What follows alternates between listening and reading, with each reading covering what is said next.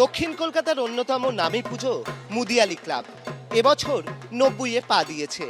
তাদের এবছর পুজোর থিম ত্রিমাত্রিক। এই ত্রিমাত্রিকের মাধ্যমে তারা তুলে ধরতে চেয়েছেন ব্রহ্মা বিষ্ণু মহেশ্বরকে। কেন এই ধরনের থিম ভাবনা, তাদের থেকে জেনে নেব কি বুঝিয়েছেন এই পুরো থিমের মাধ্যমে। আচ্ছা, এটা আমাদের, আপনারা জানেন, এটা 90তম বর্ষ আমাদের শিল্পী বিমান সাহা। এবার আমাদের মেন ভাবনা, আমরা তো থিম বেসিস পুজো করি না, তো মেন যেটা ভাবনা হচ্ছে ব্রহ্মা বিষ্ণু মহেশ্বর, এই তিন শক্তি মিলে হচ্ছে আমরা মা দুর্গাকে আরাধনা করি।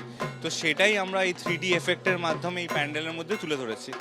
অবশ্যই এই 3D এফেক্ট কিন্তু এই মণ্ডপে ঢুকলেই সেটা কিন্তু প্রত্যক্ষ করতে পারবেন সবাই, এবং সমস্ত কিছুতে 3D একটা এফেক্ট রয়েছে। আমরা সামনে যে মূর্তি দেখতে পাচ্ছি ব্রহ্মা বিষ্ণু মহেশ্বর, সেই মূর্তিতেও কিন্তু রয়েছে 3D এফেক্ট। এবং তার পাশাপাশি যেটা বলা হচ্ছে যে এই তিন দেবতাই কিন্তু অসুর নিধনের উদ্দেশ্যে তারা সৃষ্টি করেছিলেন দেবী দুর্গাকে, এবং সেই মাতৃমূর্তিও যথেষ্ট সুন্দর। আর এই সমস্ত কিছু নিয়েই কিন্তু এবছর এই মুদিয়ালি ক্লাব পেয়ে যাচ্ছে এবিপি আনন্দের শারদ আনন্দ সম্মান 2024-এর অভিনবত্বের সেরা পুজোর সম্মান।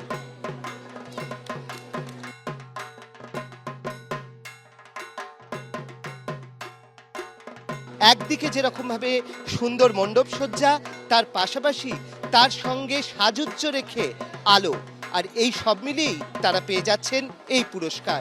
ক্যামেরায় অতনু কুণ্ডুর সঙ্গে অর্ণব মুখোপাধ্যায়, এবিপি আনন্দ, কলকাতা।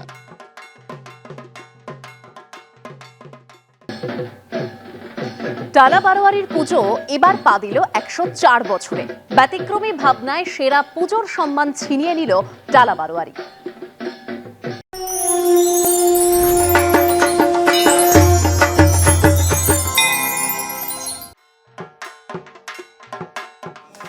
বড়ই সুখের দিন, আজকে মোদের বড়ই সুখের দিন। আজ ঘরের বাঁধন ছেড়ে মোরা হয়েছি স্বাধীন। আজ ঘরের বাঁধন ছেড়ে মোরা হয়েছি স্বাধীন। আহা, হয়েছি স্বাধীন। আজ আবার মোরা ভব 104 বছরের পুজো টালা বারোয়ারি, তাতে প্রতিবাদের নব্য ধারা। মণ্ডপের যে নির্মাণ হয়েছে সেই থিমের নাম দেওয়া হয়েছে হীরা মানিক জলে। হীরক রাজার দেশে তাদের মূল থিমের আপ্তবাক্য। হীরক রাজার যে সভাঘর, সেই ঘর তৈরি করা হয়েছে, এবং সেখানে হীরক রাজার সেই যে সব মন্ত্রী, তারা পারিষদরা অভিনয় করছেন। মণ্ডপের বাইরে গবেষকের কারখানা এবং তার বাইরেও কিন্তু গুপি বাঘা স্বাগত জানাচ্ছেন। এবং হীরক রাজার সেই বিখ্যাত মূর্তি, যে মূর্তির পতনের মধ্যে দিয়েই কিন্তু সত্যের জয় হয়েছিল। প্রতিবাদী শহর, পুজোতেও মিশে রয়েছে প্রতিবাদ, ঠিক সেরকমভাবেই কিন্তু গোটা মণ্ডপের ভাবনা চিন্তা করা হয়েছে। সেই ব্যতিক্রমী ভাবনা যেভাবে প্রয়োগ করা হয়েছে, সব মিলিয়ে এবছর ব্যতিক্রমী ভাবনার ক্ষেত্রে অন্যতম সেরা পুজো টালা বারোয়ারি। সেই ব্যতিক্রমী ভাবনার জন্য তাদের হাতে পুরস্কার তুলে দেওয়ার পালা।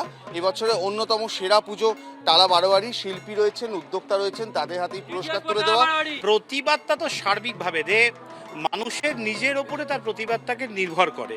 আর সত্যজিৎ বাবু হীরক রাজার দেশে সিনেমাটা যেটা বানিয়েছিলেন, সেটা সার্বিক রাষ্ট্রযন্ত্রের নিপীড়ন, শোষণের বিরুদ্ধে তিনি বানিয়েছেন। শুধু একটা বিষয়কে কেন্দ্র করে নয়, ভারতবর্ষের যেখানে রাষ্ট্রযন্ত্রের শোষণ নিপীড়ন আছে তার বিরুদ্ধে সবসময় উদয়ন উঠে এসছে। এবং উদয়ন একটা সত্তা, সমস্ত মানুষের মধ্যে আছে, আমার ভেতর আছে, আপনার ভেতরে আছে, সবার ভেতরে আছে। এই উদয়ন সত্তার বিকাশ হোক, এটাই আমরা চাই। এবং গোটা মণ্ডপে যে ভাবনা কাজ করেছে যে উদয়ন এমন একজন মানুষ যার বর্ণ, ধর্ম, লিঙ্গ ঘটে না। এই যে লেখা রয়েছে একটা জায়গা, সেখানে স্পষ্ট করা হয়েছে সেই মনোভাব, আমি উদয়ন।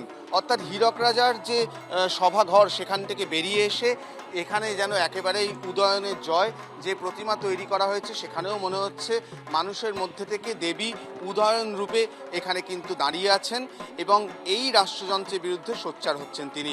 সব মিলিয়ে এই ব্যতিক্রমী ভাবনার স্বীকৃতি হিসেবে এবছরে অন্যতম সেরা পুজো টালা বারোয়ারি। ক্যামেরায় সুবীর রায়ের সঙ্গে অরিজিৎ ভট্টাচার্য, এবিপি আনন্দ, কলকাতা।